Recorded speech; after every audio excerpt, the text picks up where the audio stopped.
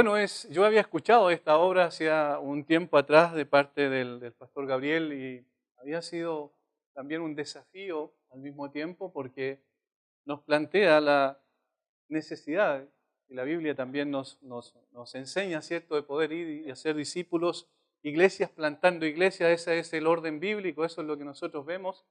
No personas individualmente, cada uno de acuerdo a su propósito, sin dar cuenta a nadie plantando iglesias, sino iglesias plantando iglesias. Eso es lo que vemos en las Escrituras y este es digamos, se plasma en realidad lo que la palabra de Dios nos dice. Es algo que voy a decir va a parecer algo cliché, ¿cierto? Algo que siempre se dice, pero la verdad es que es así. Lo que mencionaron en la oración y en las lecturas devocionales que hicieron mis hermanos y amigos pastores, está plasmado lo que yo voy a decir en el día de hoy. Cuando el pastor Gabriel me dijo, ¿puede usted compartir la palabra? Y yo pensé inmediatamente en un texto de las Escrituras, en Nehemías. Nehemías capítulo 2. Y es interesante cómo lo que todos ustedes han dicho acá desde este lugar, en la oración y en la lectura, como dije, tienen relación precisamente con lo que ocurrió en este tiempo, en un contexto obviamente de la reconstrucción del templo de Jerusalén. Sin embargo, hay un versículo en el cual yo me voy a detener y quiero explayarme un poco más en este sentido para poder compartir con ustedes relacionado con la obra de Dios, con tres convicciones que la Biblia presenta aquí que debemos tener todos aquellos que estamos en la obra desde el momento en que se inicia hasta el final, sabiendo, como dijeron en más de una ocasión, que no es nuestra, sino es del Señor. En el capítulo 2, versículo 11 al 20, vamos a leer todo el párrafo para tener el contexto. Llegué pues a Jerusalén y después de estar allí 3 días me levanté de noche, yo y unos pocos varones conmigo, y no declaré a hombre alguno lo que Dios había puesto en mi corazón que hiciese en Jerusalén. Ni había cabalgadura conmigo excepto la única en que yo cabalgaba. Y salí de noche por la puerta del valle hacia la fuente del dragón y a la puerta del muladario observé los muros de Jerusalén que estaban derribados y sus puertas que estaban consumidas por el fuego. Pasé luego a la puerta de la fuente y al estanque del rey, pero no había lugar por donde pasase la cabalgadura en que iba. Y subí de noche por el torrente y observé el muro y di la vuelta y entré por la puerta del valle y me volví. Y no sabían los oficiales a dónde yo había ido, ni qué había hecho, ni hasta entonces lo había declarado yo a los judíos y sacerdotes, ni a los nobles y oficiales, ni a los demás que hacían la obra.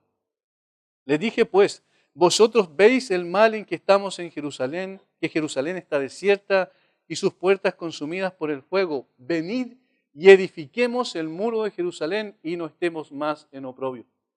Entonces les declaré como la mano de mi Dios había sido buena sobre mí y asimismo las palabras que el rey me había dicho y dijeron, levantémonos y edifiquemos. Así esforzaron sus manos para bien. Pero cuando lo oyeron Sanbalat, Horonita, Tobías el siervo amonita y Gesem el árabe, hicieron escarnio de nosotros y nos despreciaron diciendo, ¿qué es esto que hacéis vosotros? ¿Os rebeláis contra el rey? Y en respuesta les dije, el Dios de los cielos, Él nos prosperará y nosotros sus siervos nos levantaremos y edificaremos, porque vosotros no tenéis parte, ni derecho, ni memoria en Jerusalén. Vamos a orar un momento. Padre, buscamos tu rostro porque dependemos de ti, tú eres el que habla, tu palabra es la que queremos transmitir en esta tarde, Señor, no nuestros propios pensamientos, sino lo que tú quieres decir a esta congregación. Rogamos que tú guíes lo que voy a decir y sobre todas las cosas, que tú pongas tu palabra en el corazón de cada uno. Y esta palabra produzca frutos abundantes, Señor. Que esta obra en este lugar sea prosperada, tal como Nehemías dice que ibas a hacer tú con la obra que tú le enviaste a hacer. Tu gloria sea manifiesta en este lugar y nosotros podamos ser también exhortados y al mismo tiempo animados por tu palabra. Lo rogamos en el nombre de Jesús. Amén. El contexto de Nehemías, cierto, es bien particular. El gran tema es la reconstrucción de los muros que llega hasta el capítulo 6. Allí se completa todo eso. Posteriormente hay ciertas reformas que debían hacerse.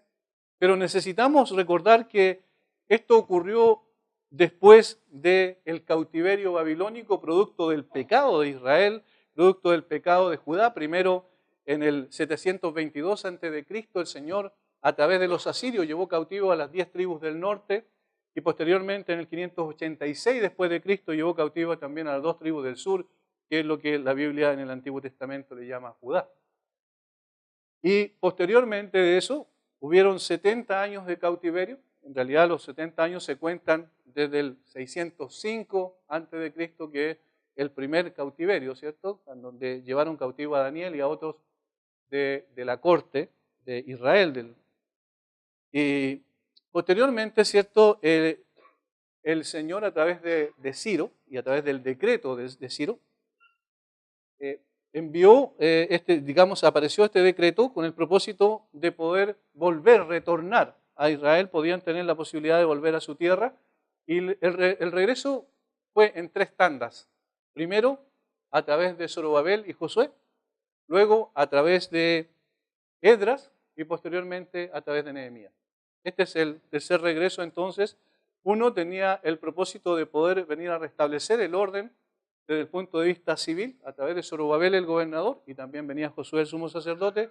El segundo, y a reconstruir el templo, ¿verdad?, de Jerusalén. Y posteriormente vino Esdras, el sacerdote, y finalmente, como dije, Nehemías, a la reconstrucción de los muros. Y Nehemías, este libro en particular, normalmente se utiliza para poder hablar sobre liderazgo, porque este hombre era un líder ejemplar desde todo punto de vista. Sin embargo, en el capítulo 2, versículos 11 en adelante, los primeros versículos, del versículo 11 hasta el 16, habla de lo que él hizo en secreto. Dios le había dicho, ¿cierto?, que fuera, ya había pedido permiso al rey, el rey le había dicho que volviera y reconstruyera, y le dio todas las cosas que necesitaba para hacerlo. Pero luego de él hacer una evaluación en silencio durante toda la noche, él anima a todos, no solo él, ¿cierto?, y a los oficiales que estaban con él, sino a todo el pueblo, para que pudiesen reconstruir los muros de Jerusalén. Y en el versículo 18 dice que él les declaró lo que Dios había hecho. Hasta ese momento no había dicho nada, se guardó en silencio todo lo que Dios le había dicho a él en términos personales, pero ahora lo comenta con el propósito de poder animarles a la reconstrucción. Entonces les declaré como la mano de mi Dios había sido buena sobre mí, y asimismo las palabras que el rey me había dicho, y dijeron: levantémonos y edifiquemos. Así esforzaron sus manos para bien. Pero cuando lo oyeron Sanbalat, Horonita, Tobías, el siervo amonita, y Gesén, el árabe, hicieron escarnio de nosotros y nos despreciaron, diciendo: ¿qué es esto que hacéis? ¿Vosotros os rebeláis contra el rey? Y aquí viene lo que yo quiero compartir con ustedes en el versículo 20. Y en respuesta les dije, y esta es convicción: el Dios de los cielos, Él nos prosperará. Y nosotros, sus siervos, nos levantaremos y edificaremos, porque vosotros no tenéis parte ni derecho ni memoria en Jerusalén. 3 cosas que aquí se desprenden claramente en estos versículos. Primero, Dios edificará su obra. Dios va a edificar su obra. Es lo primero que dice. El Dios de los cielos, Él nos prosperará. ¿Por qué? Porque evidentemente la obra no es de nosotros. Como bien dijo Alex, nosotros no inventamos la iglesia. Nosotros no concebimos la iglesia. Nosotros no somos llamados a darle el propósito que tiene la iglesia.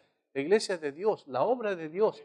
Él la estableció, es su plan, es su propósito. Son sus estatutos, son sus decretos los que tienen que ser llevados a cabo.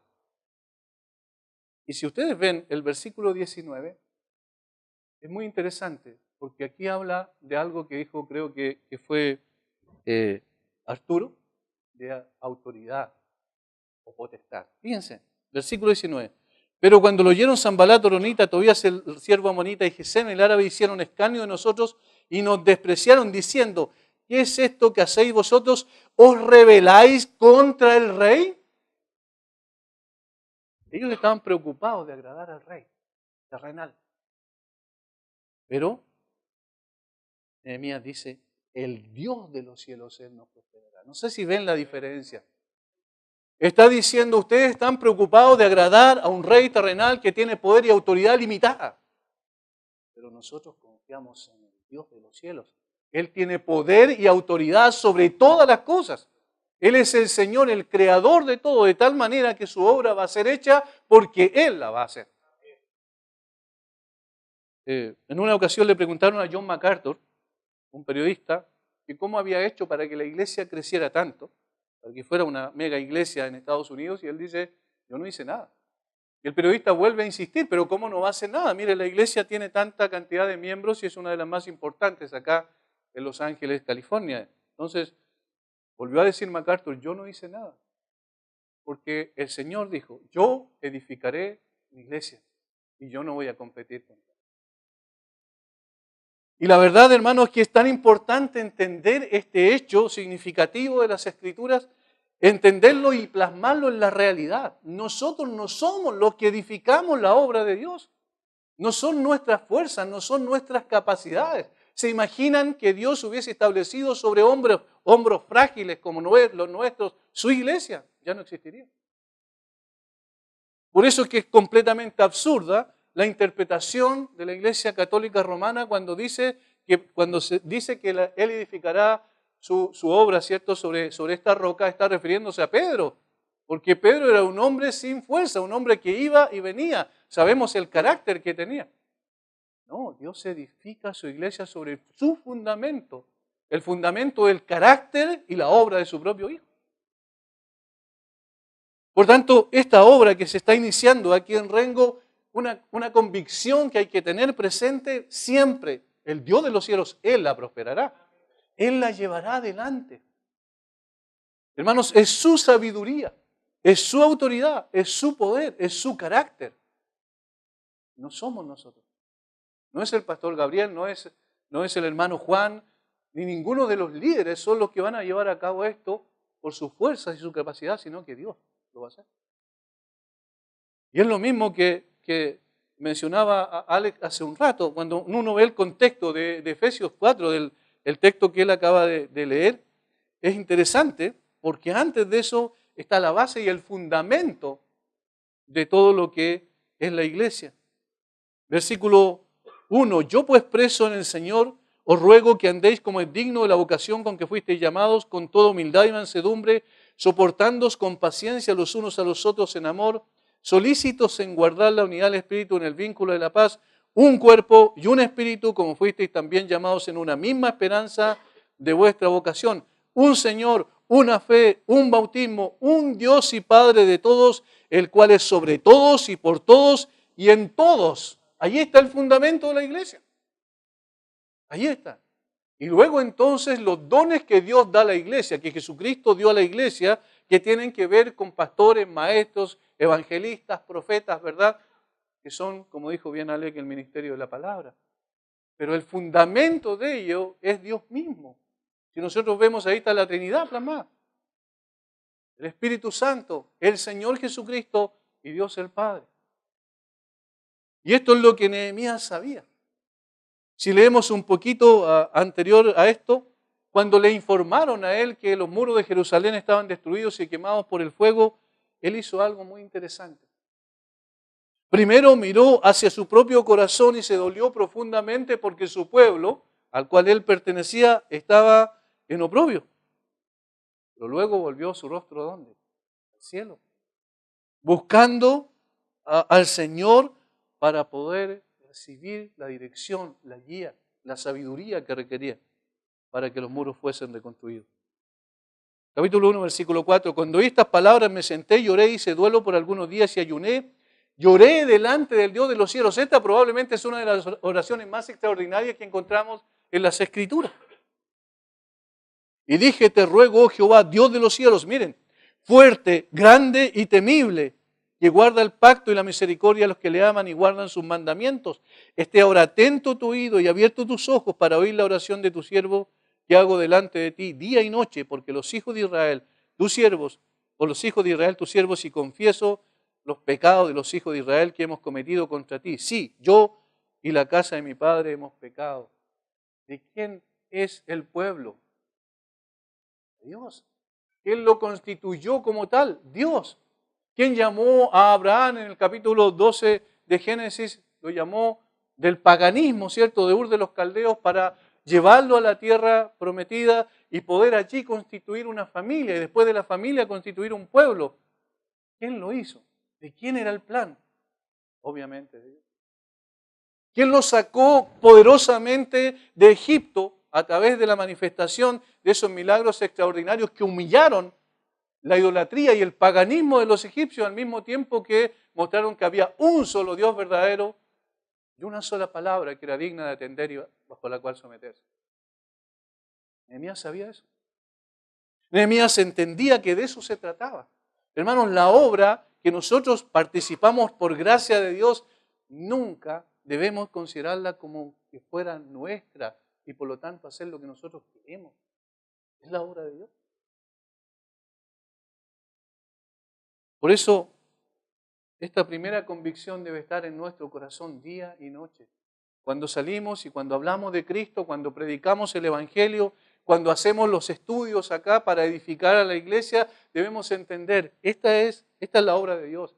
Esta es la palabra de Dios que edifica al pueblo de Dios para la gloria de Dios. De eso se trata. El Dios de los cielos, Él nos prosperará. Lo segundo, porque me dijo el pastor Gabriel que fuera breve. Lo segundo, y nosotros sus siervos nos levantaremos y edificaremos.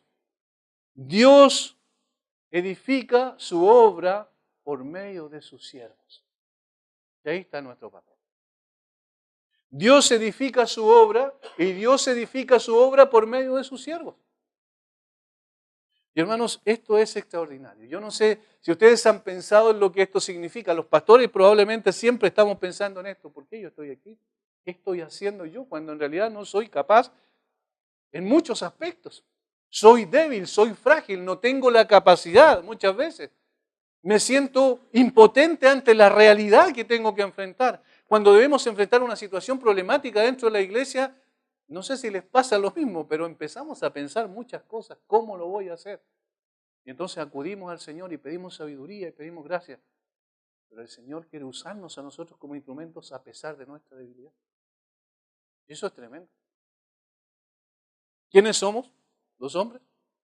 ¿Quiénes somos aquellos que Dios ha escogido y ha llamado a salvación por gracia?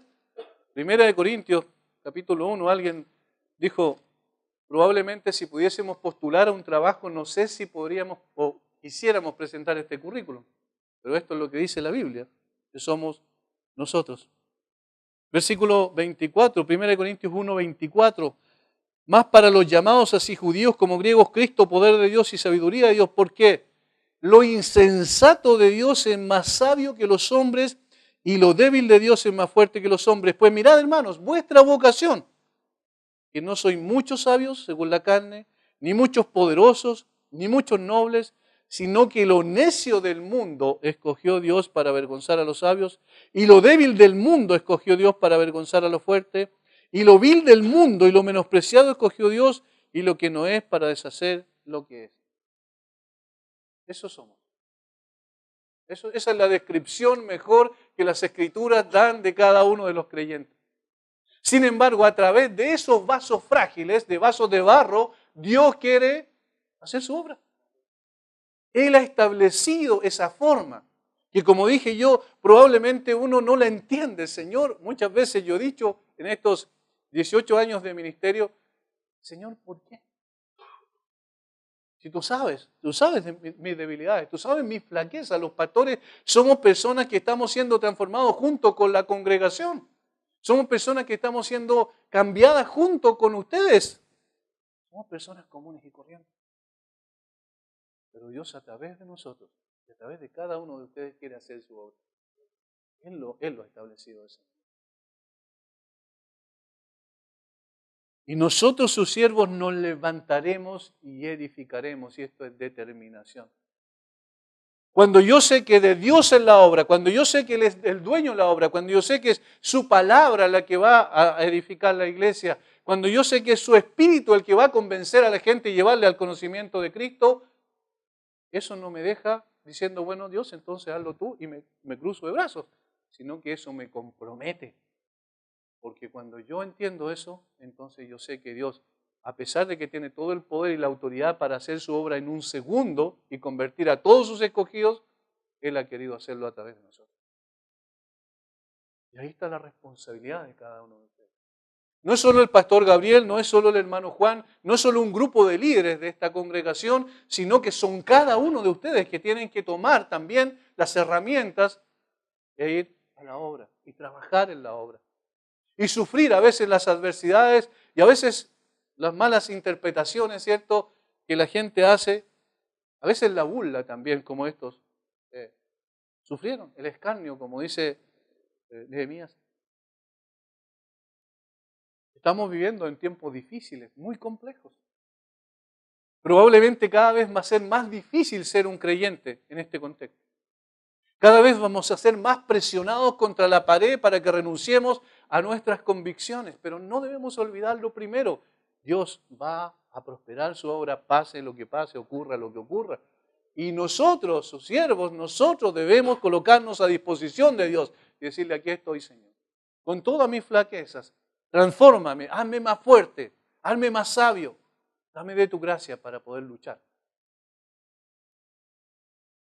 Nosotros estamos aquí con el propósito de poder ver cómo Dios es glorificado a través de la iglesia. Nosotros estamos aquí para ver cómo el dueño de la iglesia recibe el honor y la honra que merece gracias a que sus hijos, sus siervos también están trabajando para Él. No pensando en nosotros, no pensando en ser conocidos, no pensando en ser aplaudidos, no pensando en ser reconocidos, sino en que Cristo, las virtudes de aquel que nos llamó de las tinieblas a su luz, sea admirada. ¿Y cómo se hace eso? Por medio del sometimiento a la autoridad del Señor y la autoridad de su palabra. ¿Cómo se hace eso? Comprometiéndonos con la iglesia. Es triste ver que siempre en la iglesia, la mayor parte de las veces, es un grupito menor el que trabaja y el otro observa. Pero aquí Nehemías dice, nosotros sus siervos nos levantaremos y edificaremos, todos nosotros. Todos nosotros, y el capítulo 3 solo habla de eso, de edificación, reconstruyeron los muros, empezaron a reconstruir los muros, todos trabajando, cada uno en su función específica, como bien decía Alex, cada uno del cuerpo de Cristo cumpliendo una función particular dentro de la iglesia. En una oportunidad escuché a un pastor que decía algo muy, muy significativo y me caló muy profundamente. Él decía, nosotros pertenecemos a un grupo de personas extrañas, porque vemos lo que otros no ven y oímos lo que otros no oyen. Y la verdad es que ese es un tremendo privilegio. Por la gracia de Dios, nosotros vemos lo que otros no ven y oímos lo que otros no oyen. Y disfrutamos de lo que otros no ven. No porque seamos mejores, sino porque Dios ha querido hacer esa obra en nosotros. Y entonces ahora nos toma y nos transforma en instrumento para su gloria. Lo que dice el apóstol Pablo, cuando un día fuimos, no sé de ustedes, pero yo a los 28 años el Señor me alcanzó recién, fui un instrumento de iniquidad, todos mis miembros fueron puestos como instrumento de iniquidad, pero cuando el Señor me alcanzó, transformó mis miembros en instrumentos de justicia. Y eso es lo que cada uno de ustedes es. Ahora es instrumento en las manos de Dios para honrar a Dios por medio del trabajo en la obra. Y en tercer lugar, el Dios de los cielos edificará su obra, el Dios de los cielos edificará su obra por medio de sus siervos, y el Dios de los cielos edificará su obra por medio de sus siervos a pesar de la oposición. Versículo 20, la última parte. Porque vosotros no tenéis parte, ni derecho, ni memoria en Jerusalén. ¿A qué se refería? A los enemigos. Sanbalat, Tobías, Gesem, dos de ellos eran judíos, otro era de origen árabe. Ellos se opusieron. Si nosotros leemos más adelante vamos a ver la oposición férrea. Incluso ellos amenazaron a los israelitas que estaban, a los judíos que estaban reconstruyendo el muro. Maquinaron una serie de cosas con el propósito de destruir la obra. Y hermanos, esa es una de las cosas que tenemos que entender. Cuando Dios empieza a levantar su obra, habrá oposición, siempre, no a veces. No puede ser que haya oposición, siempre va a haber oposición. Y saben, la oposición más complicada para la iglesia no es la externa, es la interna. Es aquella que corroe por dentro. La mayor amenaza de la edificación de una construcción son las termitas, ¿cierto? Pero las termitas no las vemos. Solo nos damos cuenta cuando ya su trabajo ha sido hecho. Esa es interna. Y tenemos que tener mucho cuidado con eso. Mucho cuidado con eso. Porque las divisiones han sido la peor complicación de las iglesias siempre. La murmuración que destruye, la murmuración que corroe internamente, ese es el peor enemigo de la iglesia. No los externos, porque en la medida que nos presionan más desde afuera, más nos aferramos al Señor. Pero cuando se produce dentro la división, dos de ellos eran judíos, por eso lo dije al pasar. Eran personas que debiesen haber deseado que fuese edificada la obra, pero ellos quisieron destruirla. En el capítulo 2 viene cuando Nehemías comienza a hacer todo, ¿cierto?, para poder reconstruir la obra, y después del mandato del mismo rey. Versículo 9 dice: vine luego a los gobernadores del otro lado del río y les di las cartas del rey, y el rey envió conmigo capitanes del ejército y gente de a caballo. Pero oyéndolo, Sanbalat, Horonita y Tobías, el siervo amonita, les disgustó en extremo que viniese alguno para procurar el bien de los hijos de Israel. Qué terrible eso último. Qué terrible lo último. Les disgustó en extremo que viniese alguno para procurar el bien de los hijos de Israel. La iglesia fue puesta aquí en esta tierra para hacer bien a la gente y así honrar al Señor. Y el mayor bien que podemos hacer a la gente es la predicación del Evangelio de Jesucristo para que lleguen a los pies de Cristo. Porque es un bien eterno que permanece para siempre. Pero siempre en ese proceso y en ese propósito va a haber oposición. Oposición. La gente no quiere bien. Es increíble que los proyectos de ley que parten al Congreso, los que se aprueban son los que quieren destruir a la gente y no los que quieren contribuir al bienestar de ellos. Y es increíble también que dentro de la iglesia muchas veces cuando se procura la honra del Señor, el crecimiento de la iglesia, se piensa con una visión más amplia tratando de alcanzar otros lugares, hay personas que se oponen también dentro de la iglesia. Y empiezan a corroer, empiezan a transmitir cosas que pueden posteriormente dividir la iglesia y destruirla, o intentar destruir la obra, porque la obra no la van a destruir, porque es del Señor. Sin embargo, debemos tener en cuenta eso. Siempre habrá oposición. Siempre habrá oposición al Señor Jesucristo, el hombre más bueno de esta tierra, la persona perfecta, por excelencia, la persona que fue e hizo bien, como dice el libro de los Hechos, andaba haciendo bienes. Eso es el término que utiliza. ¿Dónde lo pusieron? Lo pusieron en una cruz. Evidentemente la gente siempre se va a oponer a la obra de Dios. Y aquí en este lugar también va a haber oposición. Y aquí en este lugar también va a haber oposición interna. Recuerden lo que Pablo le dijo al despedirse de los ancianos de Éfeso ahí en Mileto, de entre vosotros mismos. De tal forma que tenemos que guardar nuestro corazón siempre, guardar la unidad de la iglesia, procurar que el Señor sea honrado a través de lo que nosotros somos y hacemos, no solo un día, ¿cierto?, en un par de minutos acá, horas dentro de la semana, sino todo el tiempo. Nuestra vida tiene que reflejar a Cristo. Y cuando alguien, y esto es una cosa muy práctica, cuando alguien venga a hablarle de otro hermano, no le escuche. El escuchar es seguir con la murmuración. Simplemente dígale: ve donde es hermano y dile: yo no te voy a escuchar. Es la mejor forma de parar todo esto. La oposición va a estar, van a querer destruir. Van a hacerlo a través de la burla, como lo hicieron aquí, o finalmente a través de la oposición directa y franca. Sin embargo, pesar de eso, Dios va a prosperar, va a edificar su obra. Esto es lo que nosotros sabemos, esto es lo que entendemos por los principios que se desprenden de estos versículos. Y eso es lo que nosotros vemos también cuando el Señor Jesucristo dice que Él va a edificar su iglesia sobre esta roca, ¿cierto? Y las puertas del Hades, del infierno, no van a prevalecer contra ella. Es decir, aún a pesar de las tormentas y aflicciones de la iglesia y a pesar de las desviaciones inclusive doctrinales que la iglesia ha tenido a través de la historia, Dios sigue sosteniendo su iglesia. No gracias a nosotros, como decía bien el pastor, sino muchas veces a pesar. Hace un tiempo atrás, un buen tiempo en realidad, cuando llegamos a Villarrica, elaboramos un proyecto misionero a Bariloche. Nosotros estamos más cerca ya, ¿cierto?, de Bariloche en el sur.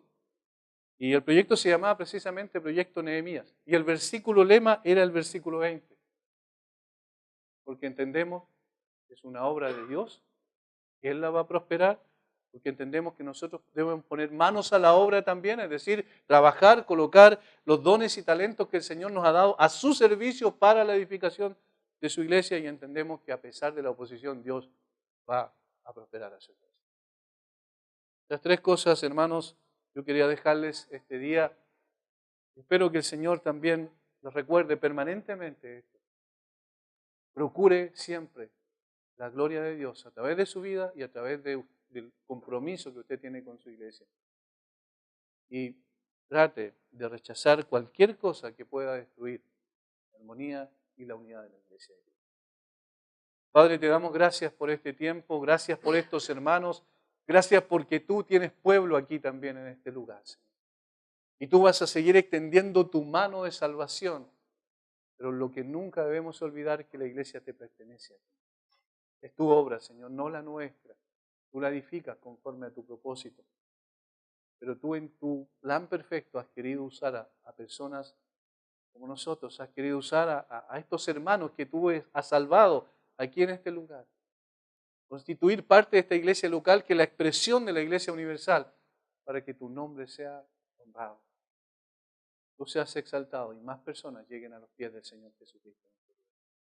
Gracias por lo que tú has hecho hasta ahora, gracias por lo que tú seguirás haciendo. Confiamos absolutamente y única y exclusivamente en ti para edificar tu iglesia. Te alabamos por este tiempo. Padre, bendice al pastor Gabriel, al hermano Juan y al liderazgo de esta congregación. Tu gloria sea manifestada en este lugar. Tu luz alumbre en medio de las tinieblas. Rogamos en el nombre de Jesús. Amén.